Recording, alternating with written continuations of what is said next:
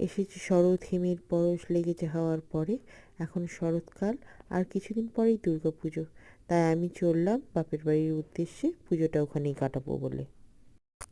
আমি মেয়েকে নিয়ে ট্রেনে উঠে পড়েছি, আর ওদিকে মেয়ের বাবাও রয়েছে। জানলা দিয়ে প্রকৃতির মনোরম দৃশ্য দেখছি, আর কাশফুলের শোভা অনুভব করছি। আর ট্রেন ছুটে চলল নির্দিষ্ট গন্তব্যের দিকে। চারিদিকে শুধু কাশফুলের সমারোহ, এতই সুন্দর, এতই মনোরম যে ভাষায় প্রকাশ করা খুবই মুশকিল।